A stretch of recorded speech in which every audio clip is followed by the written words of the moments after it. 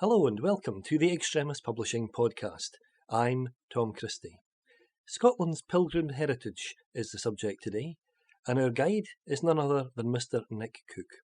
He is not just the secretary of the Scottish Pilgrim Routes Forum, but also one of the people who was responsible for setting up this remarkable organisation. And today we're going to talk a little bit about the significance of the SPRF, the reason why the organisation is so unique, and we're going to take a little bit of a look at the future of the organisation and what it might hold. So, Nick, thank you very much for joining us today. My pleasure, Tom. So what can you tell us about the origins of the Scottish Pilgrim Routes Forum? How did the organisation come about? It really came about through a whole series of conversations about 15 years ago. Speaking personally, I've had a working career much involved in outdoor conservation work, and particularly walking routes and footpaths across Scotland. And I've also been involved in my local church. And as part of a fundraising effort for my church, I decided to walk with a friend to Iona and to Whittle, the two founding centres of Christianity in Scotland, if you like, or two of the best known, shall we say. And that was a formative experience. I think we'll gloss over the actual physical walk to Iona. It was in September, it rained a lot. We were walking on tarmac far too much of the way. But the Whitthorn walk the following May was in glorious weather, mostly off-road, and brought home to me an awful lot about the religious heritage of Scotland that hardly anybody appreciates. And that was where I came from originally. And I put my thinking cap on, spoke to various people in the Countryside Access world, and said, what if we recreated Scotland's historic pilgrimage routes, walking routes? What a good idea. That was the universal reaction. And so that's how it really began. Yes, because one of the things that I found really remarkable was to consider the great geographical diversity of these routes. They are all over the country, and all of them have a unique story to tell, and all of them have a very unique cultural heritage. What could you tell us about these many and varied routes? I couldn't agree more, Tom. I mean, Scotland is the most extraordinary country because of its sheer variety of landscape, scenery, geology, cultures. And that's reflected in its religious history as well, of course. Christianity came in as a series of waves over several hundred years, starting with Whitthorn and St Ninian, arguably a Roman bishop, and then with Columba, and then with the Anglo-Saxon saints on the east coast, and then more latterly St Magnus and the Viking influence in the far north. Not to forget the Picts who were evangelized by Columba originally. So a real hodgepodge here, and very interesting. And as you say, this is why we have this incredible cultural amalgam, if you like, which is what interests people so much today. Yes, absolutely, because when you mention this very rich religious heritage that goes back centuries, if not indeed millennia, it really is an astonishing story, but these various routes tell that story, don't they? Yes and no, because the one question that I get asked more often than the other is, how do you know where the original Christian pilgrims actually walked? And of course we don't know. But we do know where they went to, and in some cases where they came from. So today's pilgrim routes that we are creating are modern constructs based on an imagined route, if you like, in all these cases. And it's about the connectivity between the places of significance. That's what matters. Yes, because that's a really interesting point, actually. When you look at the way that these routes are distributed throughout the country, I think there's really something for everyone here, isn't there? Whether you're in the Borders, whether you're in the Northern Isles, there really is something for everyone to see, and so much to get out of these various walks. Yes, and they also take you through some amazing country, which is very, very varied. I think some of these routes might seem to be quite a challenge for many people But one thing that we would emphasize is that we try and encourage local usage of routes as much as possible, not just long distance walkers and cyclists, but also people from towns and villages along the route. And we're now beginning to see a take up of this in several places, which is very encouraging. And I think one thing that really brings this historical heritage right into the modern day is the fact that so much of the ethos of SPRF is on environmental sustainability and on being responsible for our surroundings. Would you say that's fair? Absolutely, yes. It's rather faded recently, but a few years ago there was a tremendous push to promote green pilgrimage across Europe, and this is all very much part of the sort of action taken to address climate change issues and make sustainable travel mean what it really says. So let's talk a little bit about the SPRF itself as an organisation, because it is so much more than an umbrella organisation for these routes. It really has a very unique identity of its own, doesn't it? Absolutely, yes. The workshop discussion, which I convened in February 2011, with about 30 people present, was to really try and define what kind of organisation we felt was most suited to the vision we had in mind. I worked in the voluntary sector for over 40 years, and I was pretty clear in my mind, and I was very relieved when others were too, that none of us wanted to see a traditional charitable hierarchy, a sort of top-down approach, with a blueprint saying that there'll be X number of routes by the year 2030 or whatever it might be. So we literally started with a blank canvas, and we said these routes will only be truly sustainable if they are owned by local communities in the areas that they pass through, and that is what we've done. Which is why you have a rather curious map of pilgrim routes that we recognise today, because that reflects where individual communities have been most committed to creating a route. But I think this ethos has proved itself, and I very much hope it will continue in future. Yes. Because that's one thing that really jumped out to me, is not just that you have such a diverse range of trustees with so many different professional backgrounds, but also the number of organisational members who are part of the SPRF. They all seem to bring a very different voice to their own journey. Yes. It fascinates me how the chemistry works at our two national meetings that we hold each year, spring and autumn. Because I am aware of undercurrents going on in certain parts of the country, or particularly important themes that are beginning to emerge. So I suppose I construct programs for these meetings which reflect that. And I never quite know who's going to come or what their contribution is going to be.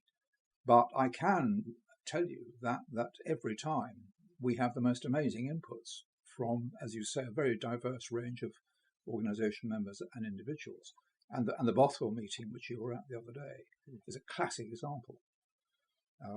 I think that was arguably one of the best meetings we've ever had. So, on that very note, how would people go about becoming a member of the SPRF, about getting involved in the different activities of the organisation? Because I understand there are two different levels of membership, aren't there? One for individuals and one for organisations. Yes, we originally started off 12 years ago saying that organisations were the most important. I think that thinking has shifted now. I think individual members are just as important as organisations, but they each play a role, a very important role. And what I hope everybody who is a member agrees on is that we need to sustain and invest in our pilgrim routes, especially the infrastructure. Compared to most of Europe, we're still very much at the starting point of this whole process. It takes years to create the pilgrim routes and get them, really embedded into the public consciousness and used. And for that reason, we say that by becoming a member, you are helping that process directly. This is why I think it matters hugely that we take our national meetings around the country, so that members can come along and see what's happening and who's doing it. And very much in the ethos of that sense of inclusion, you have the John Henderson Memorial Award, which every year is presented to a different pilgrim route who has shown a degree of excellence in the way that they have presented their route, in the way that their cultural heritage has been showcased, and the quality of the waymarking and many other qualities. It's actually, I'm going to correct you there. The award is to an individual volunteer, somebody who has gone out of the way to do an exceptional piece of work on a pilgrim route, and there is no shortage of candidates. We're now into year 3 of the award, and I already have one nominee who, in my view, would make an excellent choice for this year's award. But John Henderson, who I worked with very closely for 10 years until he died very sadly in 2021, he was a man who believed passionately in getting people out of doors, walking these routes. Getting boots on the ground was John's mantra. And he believed passionately in people volunteering their time and effort. So this is why we set it up. And how could people go about making a nomination for consideration in this award? Was it only open to members, or can members of the public? Members of the public who have played a part in the creation of a route can apply. Indeed, anybody who's been involved, even countryside access professionals, if they've done so in a voluntary capacity, can apply. But as I say, the range of contributions which people can make as volunteers is huge. You've got the whole business of visioning a route, of scoping it, of actually mapping it, of talking to landowners, of mobilizing local communities, of creating a website. All these things are there to be done. But I think that so far the award winners who have been recognized have been, if you like, the pioneer founders of 2 particular routes. So I think we are now perhaps beginning to move beyond that stage into development. Well, on the very subject of websites, people who would like to find out more about the John Henderson Award can find out much more about it and many other things on the brand new revamped SPRF website, which I understand was launched last month. It was indeed, and thank you to Extremis for having put in a lot of spade work on this. I think it's made a huge difference. We've had very complimentary remarks from a number of people already. And I think what I like about it is the fact that it brings home what you're saying, Tom, that we are a pretty diverse operation, quite a small one, but in fact we do pack quite a punch, and I think that's a reflection of the structure that we have, and I think that online promotion and social media promotion is going to play a huge part in our future success. Yes, because you mentioned social media. I understand that people can follow the latest news from SPRF not just on Facebook but also now on Instagram, where there's a variety of photographs from all over the various routes that are a part of the SPRF. Is that right? Yes, although I have to admit I'm on a learning curve when it comes to Instagram. But I look forward to seeing what kind of difference this makes. Yes. Absolutely. Yes, well, they do say that social media is a little bit like playing chess. It's the principles are easy to learn, but mastering it takes a very, very long time. Yes. So I imagine that's a bit of a learning curve, as you say, but worth it, though, to get lots of people involved and to find out more about what's going on in these very remarkable routes. Yes. Because I think if people are interested in outdoor activities, if they're interested in church history or social and cultural history, there's really something for everyone here, isn't there? Yes, absolutely. Yes, absolutely. Yes, I mean, when I was sort of starting work on promoting SPRF, which would be about 10 years ago now, I actually produced some slides which actually sort of highlighted the key drivers behind the whole revival of modern day pilgrimage, and it's surprisingly complex. There are so many facets to this, and I think this is why we have a very diverse operation and membership. But I mean, I suppose my own story is fairly typical in that I'm interested in the outdoors and the environment and in walking. I'm also interested in Scotland's religious history and churches and church life. And that, I think, goes for a lot of people who are involved in this. And it's important to mention as well, of course, that people who would like to be considered as a member of SPRF, whether an individual or as an organisation, can now do so directly from your website. Indeed. Yeah, absolutely. And that's absolutely vital. We want to see many, many more members. We currently are a network of round about 80 odd. I would love to see that doubled in the next year, at least doubled. And I think that's very much part of the core philosophy, isn't it, of the organisation, which is one of friendship, of collaboration, and of working together for a common good. The more members you have, presumably, the far wider the range of opportunities will be. Yes. I think that the whole development of Pilgrim Routes infrastructure is going to depend increasingly on people joining as members, but then actually walking these routes and helping to create places to stay or better signage or whatever it might be, and interesting local communities in what they can do as well. Yes, because one of the things I like to think about when it comes to pilgrimage is the fact that at the moment we have this whole issue of artificial intelligence and the many disruptive ways that this is impacting on so many different industries. But when it comes to getting out there into the fresh air and having these unique experiences, which will be different for everyone who undergoes a pilgrim walk, it really is something that can't be replicated by technology, isn't it? I couldn't agree more with that. Yes, I'm sure that there is something hardwired into the whole human psyche, which actually means that when you're out of doors, putting one foot in front of the other, and particularly if you're talking with a colleague at the same time, it actually stimulates the brain like nothing else does. And I think clinically this is now being proven more and more often. Yes.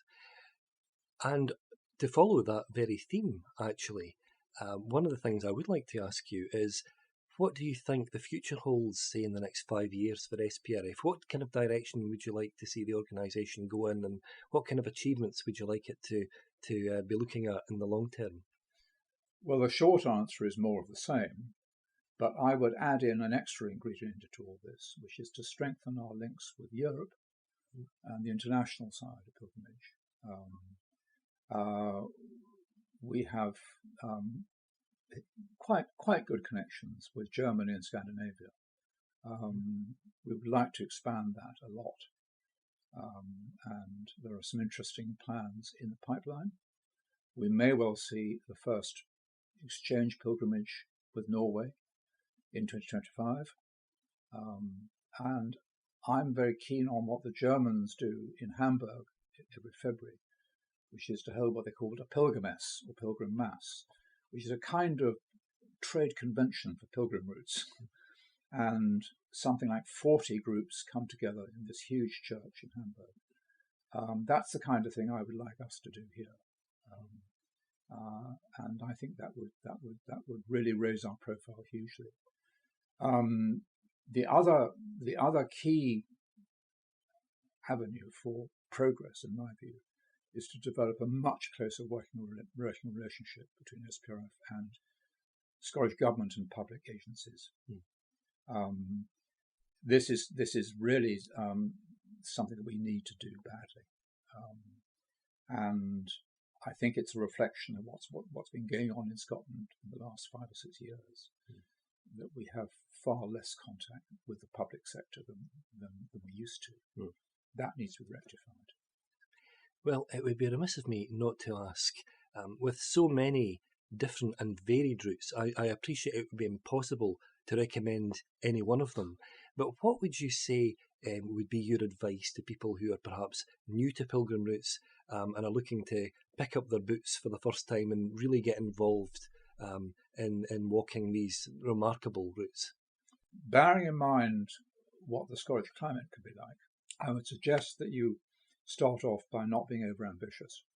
If you've never done this sort of thing before, choose a route that is relatively close to civilization, if I can use the word, and just walk 2 or 3 sections, see how you like it. Do some homework before you go. Find out a bit more about the route, which you can do off our website, but increasingly also through walking guides. And there are now 5 pilgrim routes in Scotland that are covered by rucksack readers' guides, and build up from there. Not everybody wants to spend a week to 10 days walking 150 miles. Some do, but a lot of people are quite content to do a fraction of that. And if you want any advice, we're always here to help and to tell people where they might get accommodation or whatever it might be. Well, thank you very much, Nick, for having joined us today to talk about this really fascinating topic. It's one that is so multifaceted that I would really invite anyone who has any interest in getting out into the great outdoors, into exploring Scotland's cultural heritage, or simply to find out a little bit more about that spiritual history that has made Scotland such a unique place to live in, that you should have a look at the website www.sprf.org.uk, find out more about it, find out where the closest pilgrim routes are to where you live, and find out how to get involved, because there's just so much to recommend involvement and taking part yourself, because really there's nothing else quite like your own direct involvement in these quite remarkable routes. It really has been a privilege to speak with you today. Thank you, Tom. And thank you everyone at home for joining us today. I hope that you'll tune in again soon.